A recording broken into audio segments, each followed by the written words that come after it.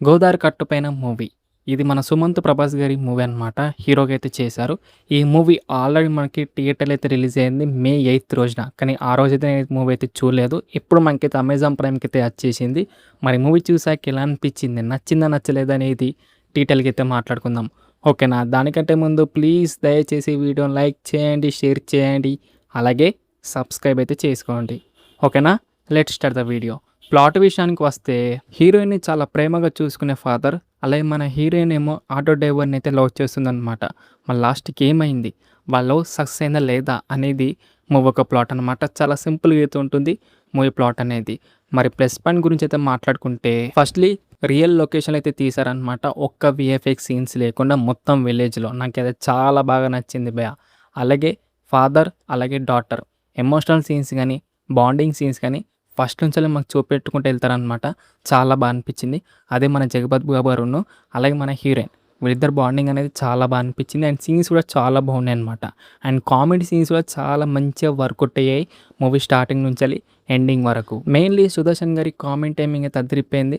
సగం సినిమా అంతా నవ్వుకున్నానంటే ఆయన వల్లనే అనమాట. అంత బా అయితే చేశారు భయ్యా యాక్టింగ్ అనేది అండ్ కామెడీ టైమింగ్ కూడా. అండ్ క్యారెక్టర్స్ కూడా చాలా బా అయితే రాసుకున్నారు.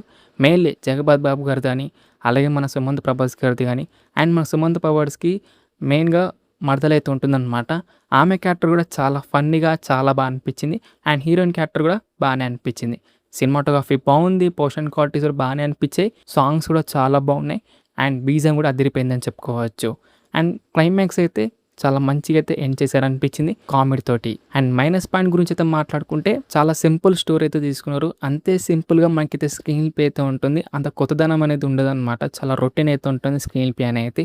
అండ్ ఎమోషనల్ సీన్స్ అనేది పెద్దగా వర్కౌట్ కాలేదు. కొన్ని వర్కౌట్ అయ్యాయి. కానీ కొన్ని అయితే అస్సలు వర్కౌట్ కాలేదు.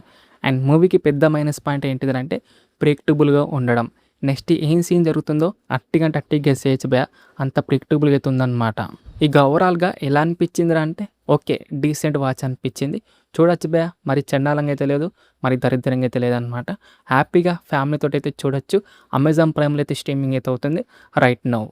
మరి ఇది డార్లింగ్స్ 'గోదారి గట్టుపైన' మూవీ రివ్యూ అనమాట. ఎలా అనిపించింది రివ్యూ? నచ్చిందా? నచ్చలేదా?